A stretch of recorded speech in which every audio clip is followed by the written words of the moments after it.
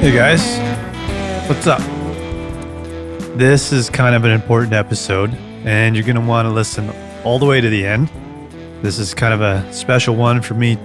So, make your way all the way to the end, and you're going to find out what's happening with Rookie Hunter. Don't worry, the show's not ending, but things are changing. So, hang tight until we get there. Thanks to everybody that checked out Faces of Wildlife. I very much appreciate that. And I hope you guys enjoyed the episode of Eat Wild that we aired last week with our friend Dylan and his conversation with Kelly. Finally, after months and months and months and only 2 podcasts this year, Kelly and I got together, well, over Zoom anyways, and did a podcast. We've been talking lots lately, trying to come up with a plan and a way to make the show happen and make it more of a regular thing. And we now have a plan. We're excited to let you guys know what that is. And the next couple weeks are going to be cool. I think you guys have lots to look forward to. But you're just going to have to wait a little while longer to see what that means and what's ahead, the future of Rookie Hunter. So you guys have waited long enough. It's time we finally put out an episode together. So why don't you sit back, relax, crack a cold beer, and enjoy episode 126 with me and Kelly.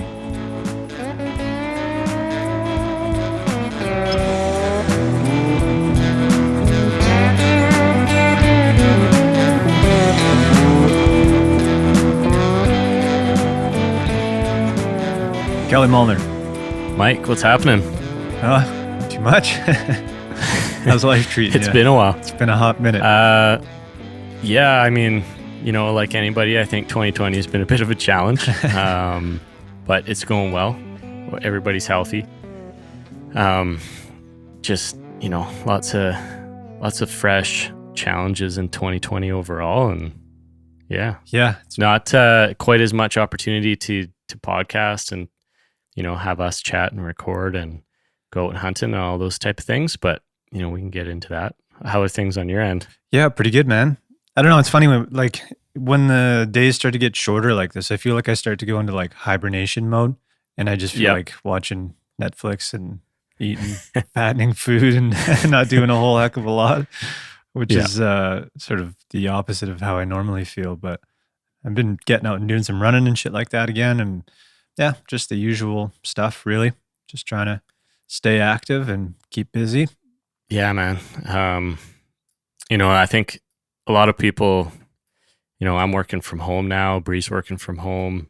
So, you know, she spends most of her day upstairs in the office. I got kicked out. I'm downstairs. So I've got a little office set up down there. Nice. You know, James is in and out of daycare throughout the week. It's pretty tough to, you know, it's just hard with both of us working and then having he's 15 months old now. And, you know, it's amazing how time flies with that whole thing. Yeah. It's really cool though. But yeah, it's just, you know, it's amazing how fast everything changed and how fast everybody adapted. But, you know, there's obviously a lot of folks that are having trouble with that as well. And, you know, it's been easier for some people than others. So yeah, I don't know, man. Like I'm just looking forward to 2020 being over and kind of moving into 2021. It seems like there's some hope on the horizon for you know, vaccines and some things, but you know, it could get a little worse before it gets better. So yeah, we'll see what happens. I could certainly write a book on 2020. Yeah, exactly. Well, yeah, and on that note, you know, we haven't been on the airwaves here. I think the last podcast we did was March 30th, where we talked a little bit about spring hunting plans. And, you know, I guess even before that a little bit, we hadn't been quite as regular in terms of releasing podcasts. Like, no, I think before that, it was the live show in Vancouver. Yeah, the live show. Yeah, which was really fun, by the way. Yeah. And we kind of snuck that one in right before COVID hit, because I think the live show was end of February. Yeah. And I remember as far as work goes, I think everyone was working from home mid-March. Yeah, so, I think so. Yeah, man, that was right up against it. Totally. But you've obviously had some things going on in the background as well. So I just wonder if you wanted to give an update on that and kind of what you've been up to. I put up a little story on Instagram and asked people, send in some questions. We're finally doing a podcast. And you and I jokingly said, well, everyone's going to ask where the hell have we been and what's been going on and are you okay? And that's exactly what we've got, a whole flood of messages. I don't know if you had a look, but there's a whole bunch of them on here. I just grabbed my phone here. Yeah. So yeah, man, it's been a pretty wild year for me. I was working on a travel show, so that ate up a whole bunch of my time leading up to COVID, which is why we were kind of not doing much in the winter leading up to March. And then in the background of all of that, I've been going through a pretty long and painful separation. That has been hard, man. Like there's no way to spin it any other way than that. So for you and I, Kelly, like this show has always been like us coming on here and just like speaking from our hearts and being really honest and all that. And for me, like we would try and line up podcasts and I would like cancel them before we, a couple hours before, because I'm like, I just can't do it. I just feel like I couldn't come on here and like be myself and be true to what this show was sort of built on. So we sort of just stopped trying there for a while. And yeah, I just needed to sort of figure myself out through spring and summer. And so everything's sort of finalized now and I'm in my own place here and stuff like that. And I feel much better and I'm dating a wonderful girl. And yeah, man, I'm feeling great. So as much as it's been a challenging year, there's a lot of good things that have come from it for me too, man. So it's, for me, I'm just trying to look at all the positives that have come from this. And I consider myself very lucky to be in the position I'm in, especially with the state of the world right now. And yeah, that's kind of what's been going on. So I think the best thing, man, for everybody is just to focus on all those things that do make you happy. So that could be hunting, it could be music, it could be hiking, it could be spending time with your family or dog. So like there's lots of good things I think that we can all take from this year. And that's all I'm trying to do, man, is just focus on that. Yeah, man. It's I can't imagine. It's definitely a very difficult thing to go through for both you guys. Support is obviously an important thing, and just we weren't podcasting, but like we were still chatting and just trying to do what we can to help. But I'm just we're all happy to see you guys come through the other side. And I think there's, like we were chatting, there's a lot of people that are probably going through something similar. Tons of people, yeah. Yeah. And like, it's just a difficult time. So like whether it's separation or other challenges, like I think a lot of folks are kind of going through hard times this year, whether it's mental challenges or mental health. I agree with you. Like we got to go back to kind of the things that make us happy and try to focus on those things. From a outdoors perspective, like I definitely appreciate the fact that we can hunt and fish in BC these days, through the spring and through the summer. Fishing was kind of like my main go-to, just getting out there and getting some time to think, just kind of sitting out there in the waves. Yeah. Catching some fish and stuff like that. So, I did notice that,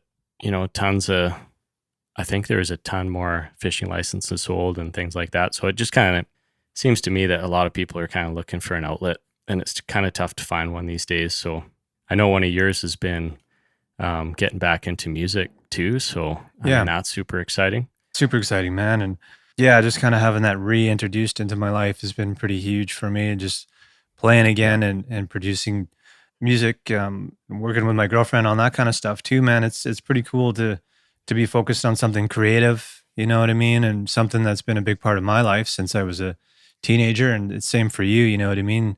When you step back from something like that, you don't realize how much you miss it until you start doing it again, you know what I mean? And I had gotten away from music production over the last couple of years. And as soon as I got back into it, I'm like, oh man, I forgot how much I love doing this shit. So being able to play, and I've got my drum kit set up again and all that stuff, man, it's been great. And it's funny when you start playing again. muscle memory's not quite there. So your brain knows what you used to be able to do, right? So you're Yeah. sitting on the drum kit and you think you want to do a certain fill or play a certain groove, and then you go to do it and it's just like it's not there anymore. But I've been playing quite a bit and doing some lessons and stuff like that. And it's coming back. I feel like I'm kind of back to where I was before I stopped playing again. So yeah, it's fun, man. And playing the bass and stuff like that and playing on tracks for people. And yeah, it's great, man. I love it. Yeah. And sort of like reconnecting with our music family, guys that we used to play with in high school and getting them involved with projects and all that kind of stuff. It's just cool to sort of like have all that back again and Yeah. you know, reconnect with all these people. And yeah, it's been great. Sweet. Yeah, I'd be pumped to jam with you again too. 'Cause Yeah. I did a little bit of an amp swap. I swapped, I don't know how many, like if anyone's a musician out there or a guitar player, don't buy the biggest amp you can find. I made this mistake like 3 times in a row. It's been getting smaller and smaller and smaller though. But I think you finally found the right spot. Like I should have just made the big leap right out. So here's the thing. Originally when we started playing, I had a Marshall half stack. Yeah. 4 12s, right? Yeah. And Gary had one too. We were literally playing pubs and live events with 2 Marshall half stacks. Just ridiculous. So eventually got sick of packing that thing around, got rid of it. Yeah. And then I bought a Fender Twin, which is also ridiculously loud and not exactly light. And then I've since downgraded again to a newer Blues Junior, and that thing's awesome, man. Like it's still loud, too loud for the house. Right. Like 15 watts of tube power is loud. It's tons. Yeah. It's like the volume doesn't go down. It's just a matter of when it breaks up. Yeah. So it makes it a little more manageable. But anyways, the point is I'm kind of getting more into music too. So, Yeah. you know, I see a point down the road here where we can get together and play a little music again, which is going to be sweet. Absolutely. Yeah. It's going to happen at some point here, I'm sure. Yeah. Bring back all those old tunes and yeah. Oh, yeah. It'll be fun. Definitely. Yeah. I mean, what about, you know, as far as 2020 goes, have you been getting out for, you know, outdoors, hunting, anything like that? Well, no, man, but it's been, I think a lot of people know I work, I do audio for film and that, and that kind of gets me out doing some really cool stuff. And I'm kind of choosy with the projects I get to do, but I got to work on, I don't know actually how much I can say about it, but it was basically like outdoor adventure type stuff, doing really cool stuff throughout British Columbia. So that's been really cool, man, because I'm out there kind of doing the stuff too, you know what I mean? And getting to see some of the province. I don't think we'd be able to do that now. So luckily we started that in June and went all the way up into October. So that's really cool, man. And that's what was eating up a lot of my time. And just another reason why it was really hard for us to do this, because they essentially own me while they have me. Yeah. And I never really know when they're going to call and say, okay, we're leaving for Vancouver Island tomorrow or whatever. So it just makes it really hard to do this stuff sometimes. But well, you guys got to see some cool areas, which I can't remember exactly what they were, and I'm not sure if you can say it, but yeah, I think so. I do remember you were like, you know, I got to take this, you know, I'm going to drive over here, then I got to take a jet boat for 8 hours this way, and then I got to, so you know, that's pretty cool. You get to see a lot of BC. Yeah, and you know, interesting places that I wouldn't travel to otherwise. Well, it's the same as like hunting, man. It just brings you to all these places that you might not get to see otherwise. And it also makes you realize and appreciate how diverse British Columbia is, man, because we didn't leave the province. That was sort of part of COVID, and that was only made sense for us to stay within the province and had to be very careful here. But yeah, man, there's just so much stuff to see here. We've lived here our whole lives, and it's like, Jesus, I didn't know this place existed or this area or whatever, man. It's crazy. So a lot of fun doing that. And that, you know, was a nice distraction for me throughout the whole summer too, to have a pretty busy workload. And I love to travel, and, you know, was doing that all year last year. And then for that to go away with COVID was pretty hard to deal with too, because I had more travel plans. Yeah. But was like completely satisfied with being able to stay in the province. And when I did have time off, I was out camping and hiking, and just doing more exploration and that too. So yeah. I mean, you don't even have to hunt and fish, like you said. Just camping. You can always find a little space in BC outdoors. That's the cool thing about it. Yeah, and that's why that stuff's so important. Like just to, you know, hopefully this kind of shows British Columbians too that like there's a lot of value out there. We got to protect that habitat so we can all go play in it when there's a pandemic. Absolutely. Yeah. Yeah. Yeah, that's cool, man.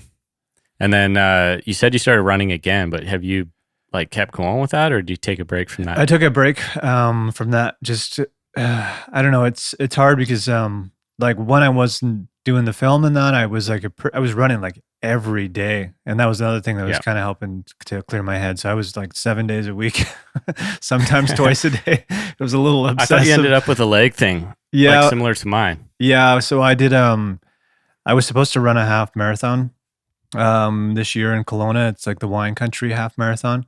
So I was like, that got canceled, obviously. So I still like kept training for that.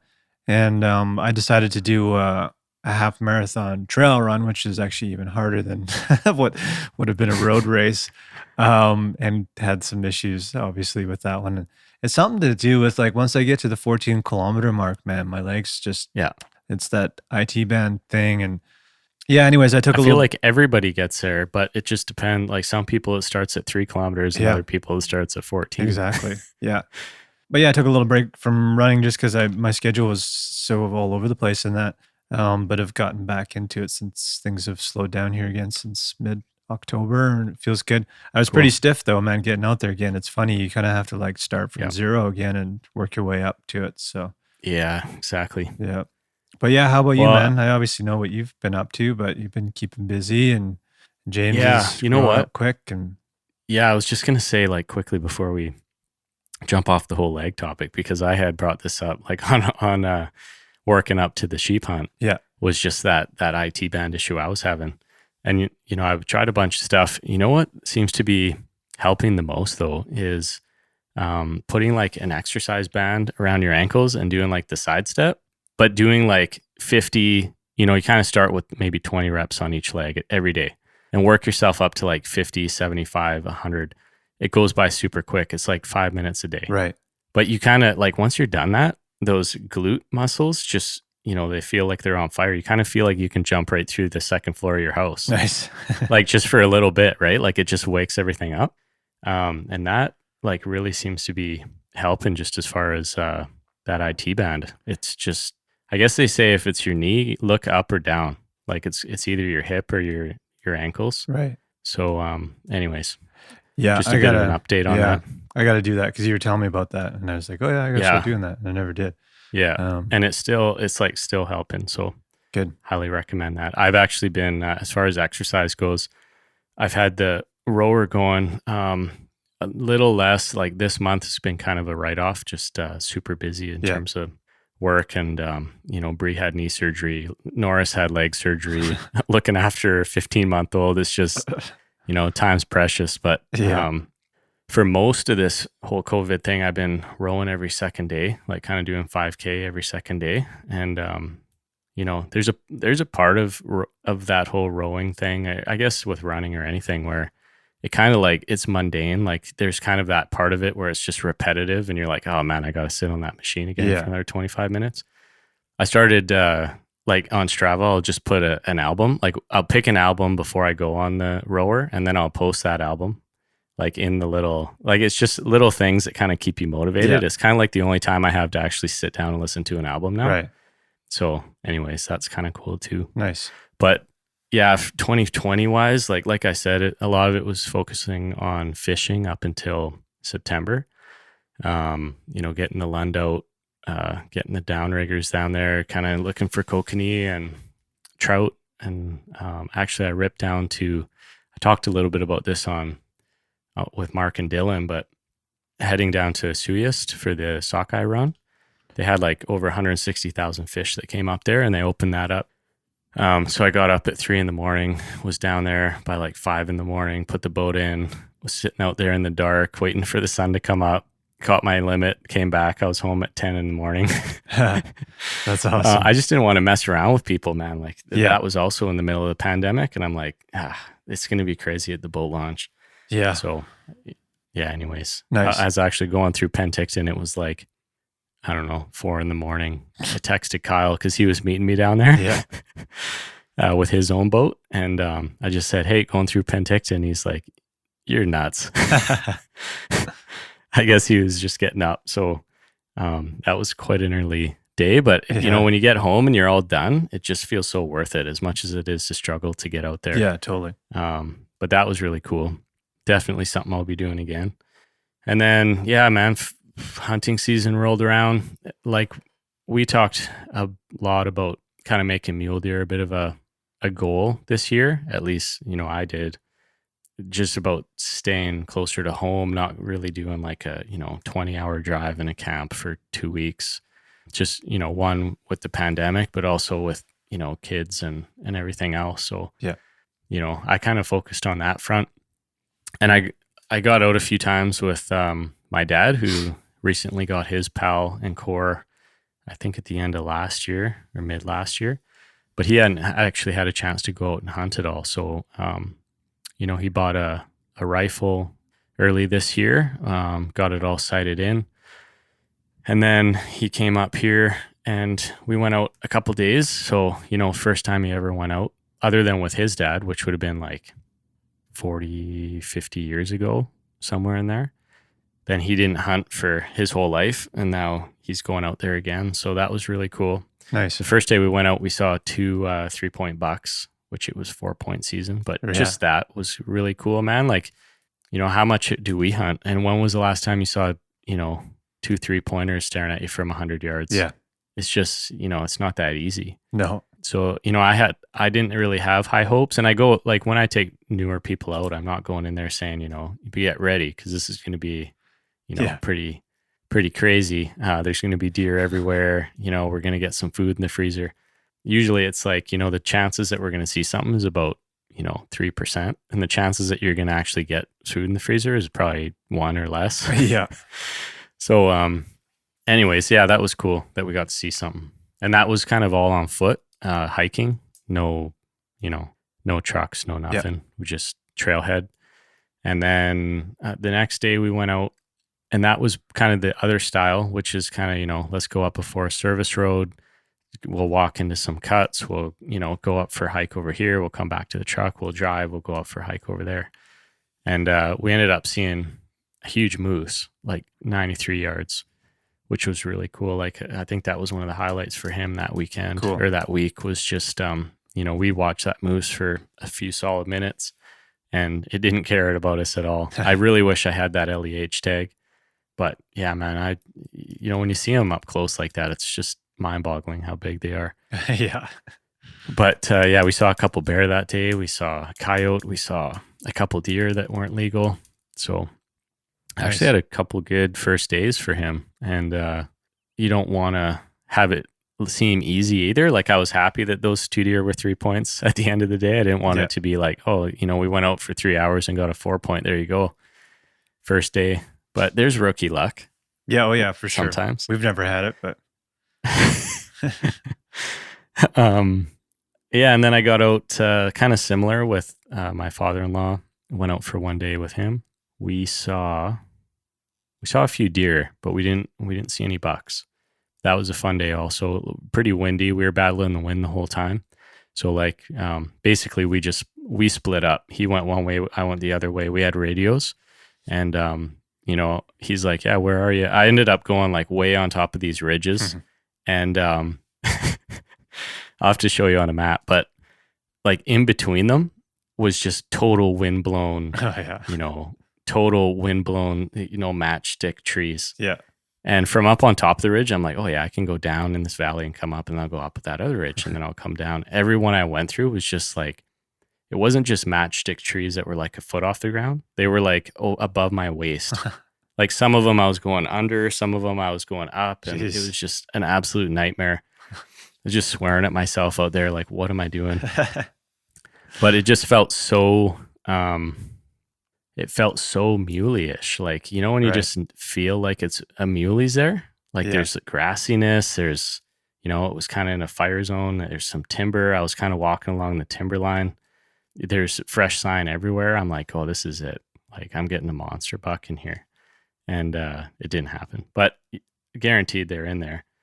Yeah, I don't know, man. Like, definitely learn maybe to walk around some of those spots moving forward. But anyways, Randy, he went the other way. He was kind of looking up on top of this, at this bluff and kind of walking under it. And, he did his thing and it was really cool though. Like we had a good day. Nice. Battled the rain a little bit that day too. So that was a good day. And then had another day with my dad, came up. We found, it was kind of in a similar area, went with Randy. Again, when it's a muley spot, it's a muley spot. And we found a deadhead or like a mule deer that was already dead. Its skull with both of the antlers was just sitting in this little perch where, even from before we started hiking, we kind of pointed up and said, I think that is where a deer is going to be. Right. And sure enough, like at the end of the day, we kind of like walked around the area and stuff first. But by the end of the day, we kind of decided, let's just go up there and check it out. Sure enough, right where we pointed, there's that deer that had died from, who knows what. Yeah. But it was really cool. And we actually took the skull back and my dad he took it home with him. Oh, cool. Yeah. So that's kind of cool. Yeah. But yeah, that's been about it, man. Like I did have plans to go out a little more for mule deer. And even now, like whitetail is still open till the end of the month, I believe.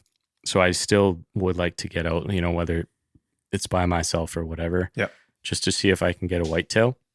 And that's still on the table. But like I said, November has been quite a write-off just in terms of helping the family recover from, their quite the household. Their stuff. Yeah. Yeah. One's on crutches. One's got a cone on his head. James is nonstop every minute. Yeah. How's Bree doing?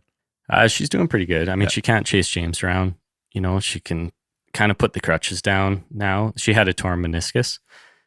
She can put the crutches down and kind of walk around, walk to the fridge, walk back to the couch, that kind of thing. But it's like pretty slow going. Yeah. They did say like, start using it now, like whatever you can handle. So that's good. But James is nonstop. He's getting more of a personality every day. So it's crazy to watch that. Yeah. And he's picking stuff up. Like he knows how to play hide and seek now. So he kind of like beetles around the corner and he'll sit like by the sink in the bathroom. Yeah. And then you have to count down and you can just hear him giggling. Like you just keep counting and he just keeps giggling. So it's pretty cool watching all that stuff. So, that quickly becomes priority number one. Yeah. And not because it's like, not at all because it's a job. Like it's not easy by any means because they have like 1,000 times more energy. Yeah. And they don't stop and you're always looking, right? Like, is that door open? Is this door locked? Like, what's he eating? So you can't take your eyes off them, but it's just, priority number one because you want it to be, right? So you just want to be there. And so that's cool. Yeah. It's funny, man. It's hilarious. Yeah. But yeah, it's cool. Good. Laughs every day. Yeah, I bet. Yeah. And he's good, man. Like, some kids aren't all the same and some are, in the younger years, some are a little more difficult than others, but he's always shocked us in kind of how well he sleeps and eats and stuff like that. Although he does seem to, I know picking up colds in the first year is common for kids and this whole pandemic thing kind of adds a whole new layer, but like he just picks up stuff all the time and it's a little challenging on that front, but because you can't bring them to daycare when they have any symptoms whatsoever. Right. So it's just, it kind of feels like he's at home more than he's there. Yeah. Which makes, again, going back to work, it makes that tough too. So yeah, for sure. Like I said, everybody's dealing with something. Some are more challenging than others, but it's kind of flipped everybody on their head a little bit. Yeah, for sure. This whole COVID thing. Absolutely. So it has been quite a while since we've talked. And we have talked a little bit about kind of, what's next. I think people actually, do you want to get into that now or do you want to look at some questions? Well, that's pretty much what the questions were. When are you guys coming back? And is the show going to be a regular thing again? There's some other hunting related ones, but we can leave those for another episode. Yeah. Where did the podcast go? Where the hell have you been? Oh, there's some good questions in here otherwise, though. Yeah. We miss you guys. Did you have any success? No. It's not over yet. Still a couple weeks. Yeah. Where have you been? Yeah. Pretty common question. Yeah. There's a lot of that, but save a few of those for the next one, I think, because there's some good ones in there too. Oh, yeah, for sure. We'll do that. Yeah. So should we jump into it, Kel? Yeah, I think so. I mean, basically, we've been talking about what the show's going to look like moving forward, right? Lots of ideas. And we had a couple ideas shining through here, and I think we're going to have a little bit of a change in terms of, the Rookie Hunter team and the addition of a co-host, which is super exciting. I kind of have mixed emotions because on the one hand, the two of us started this, and the main reason was to have a chat, to plan, what our hunting was going to be, to take on new adventures, to chat about those. Kind of like, there's a big storyline there. So, I guess one thing that's happening is you're going to kind of move away from, being a host or a co-host on the show, which is a bummer, to be honest. But I'm also like super excited with the plan moving forward, which is going to involve, somebody stepping in. So it'll be me and that person basically doing what you and I are doing. We're not going to say who that is right now, but, I think it's going to open up and expand a lot of the storylines that we've already established and a lot of new topics, which we can get into at that time. But, you're going to stay on as far as the production side of things as well. So, it kind of feels to me like we're expanding the team as opposed to shrinking it. And, you're obviously, top tier in terms of production of podcasts. So, we can't lose that. Yeah. Yeah, for sure. So just to be sort of like clear and summarize that, I'm stepping away from being the co-host of this thing. But like you said, it's going to be more of a team effort. I'll still be helping with the show and putting it all together. And I think you're still going to hear my voice at the beginning and end of each episode. So I'm not fully going to disappear, but this is sort of like more or less my final episode in this sense anyways. When we were talking about what do we do with this show if I'm not going to be the co-host, and you're saying like, I don't know if I can do it, like how do we proceed? And it's supposed to have been like our journey and stuff like that. And I wasn't going to take no for an answer for you to keep it going in one way or another. And it didn't take long to come up with a pretty awesome plan, I think. And I'm excited about it, man. I don't think this could go in any better direction. And it seems kind of obvious now that this is like we should have maybe done this a while ago or whatever. But I think it's going to be great. I'm excited about it, and I want everybody else to be excited about it. It's going to be a little bit different, but very much the same in a lot of ways too. So yeah, and I mean, like I said, we're not really saying, we're going to make people wait till the next episode to see who it is. But what excites me about it is, once it came down to like the decision of like, okay, we're going to have a change here. The plan that came up was like almost instant, and it was very natural. So like, I don't see, I see it being very seamless, and I'm excited about it. And like I said, there's going to be some really cool topics that kind of, Rookie Hunter, kind of the theme is new things, new adventures, and kind of, tracking that experience and people kind of vicariously experiencing it too. And I think there's going to be a whole new ball of wax coming here in terms of, styles of hunting and, tools in that folks use to do that, and, different areas, and, getting back into some elk hunts and, some of that kind of stuff. So yeah, I'm super stoked about the move. But like I said, it's kind of mixed, right? It's like, on the one hand, I like to keep it going just the way it is. And on the other hand, I'm excited at the prospect of the new story. So yeah, it's all good. Ultimately, I think it's the thing that's going to keep the show going. And, it's just hard for me to do this on a normal schedule when I'm bouncing all over the place. And so I think this is going to be good. And it's a way to kind of make it sort of a solid, regular thing that happens like it used to. And I can still be involved in one way or another. So it's not really a goodbye. It's just a big change, I guess.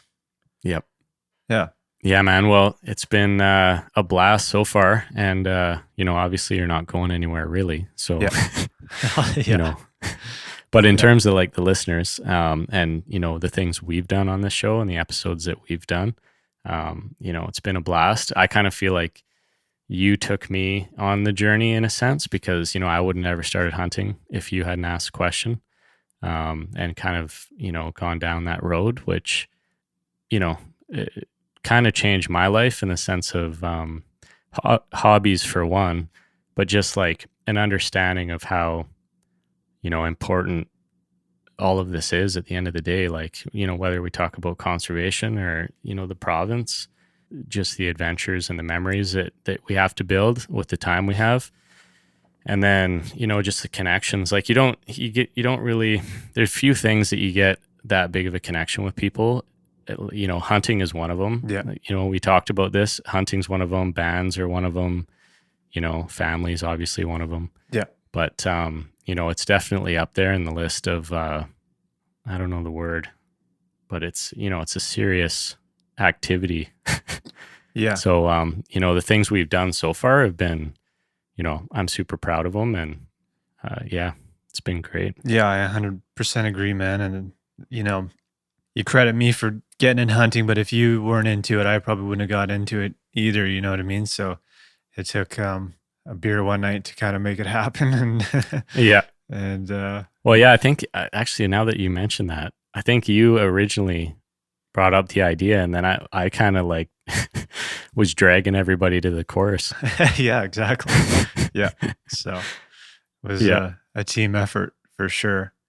And the things we've seen, the wildlife that we've learned about, and the people we've met through this whole process, and all just from like you and I wanting to have a beer each week, and do this for ourselves, just so that we have it for something to listen to. And it was pretty cool that it took off into something a whole lot bigger than we ever thought. We didn't really have any plans for thousands of people to download it every week, and we didn't think we'd be meeting the people that we've met and going to the events that we've gone to. And I think my proudest accomplishment with the show, and it's something that'll obviously continue, is just how involved we are with conservation and how much we've inspired other people to do the same, man. So there's countless emails and a lot of the reviews we have on iTunes is people saying, how much they've learned about wildlife conservation and habitat and all that. So I think that's probably my proudest accomplishment with this whole thing. And obviously all the good times that have come along with it. That's an obvious one. But as far as our reach and what we've been able to do, I think that's pretty awesome, man. So it's been good, and it's going to continue. So it's, and it doesn't have to be a bummer because I'm still going to be kicking around. So, and maybe you guys will invite me on as a guest every once in a while. Yeah. And we're still going to drag you on all the trips too. Yeah. Sounds good to me, man. All the ones you're available for. Yeah. Well, I'll make time stuff for you in the plane. Yeah. Yeah. Yeah, for sure. But, so yeah, I mean, it's just kind of a change in structure as opposed to even a change in the team, really. But the other thing too, man, is like it allows us to split up the workload even further, which I think will allow us to do more and hopefully reach more people and try different things and have some fun with this, man. So it's all good definitely. things. Yeah. Agreed. Yeah. So anything Cool, else man. you want to say about what people can expect, or you want to just leave it at that and surprise next week, or? I don't know. I mean, I'm trying to think. I kind of like the idea of keeping it a bit of a surprise here, but the one thing I do know is, the storyline of, my dad getting into hunting. Definitely going to be doing a little more with him, and we'll be tracking that as well, just the progress on that front. And then the host we have coming up here, we'll probably get into some.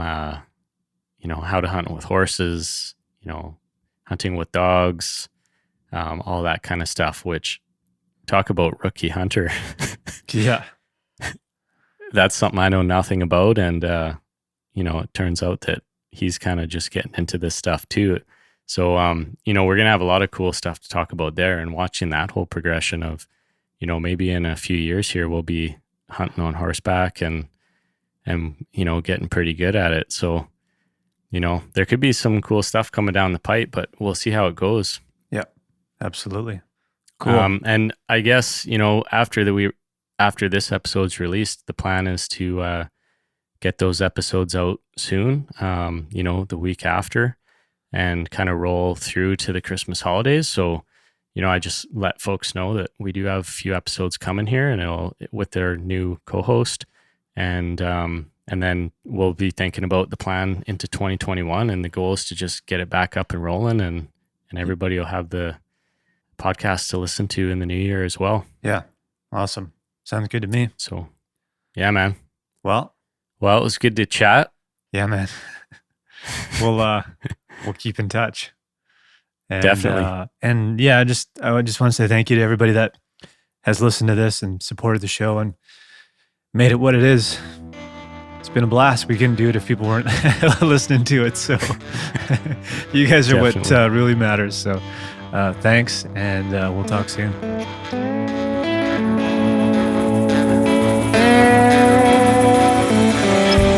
Well, there you have it. That's it for me. I'm kind of more or less signing off one last time here. And you're still going to hear my voice at the beginning and end of each episode. So that's cool. You'll still get a little dose of me. There's definitely going to be less swearing on the show. So you may or may not miss that. And going to be different conversations, different stories, but it's going to be fun. I know I just said this in the end of the episode, but a huge thank you to you guys for supporting me and Kelly and the show and everything we've done. It's huge. I don't think we've ever gotten any bad feedback throughout the entire, length of this show, which is pretty cool, and I'm really proud of it, and I'm going to continue to be proud of it. I would like to send out a massive thank you to Gray and the Wild Sheep Foundation. They've been a huge supporter of the show and kept it going and provided so many opportunities for us to do so many great things. We couldn't have done what we've done without their support. Also, North Arm Knives. They've been with us pretty much since the beginning. I can't say enough good things about them.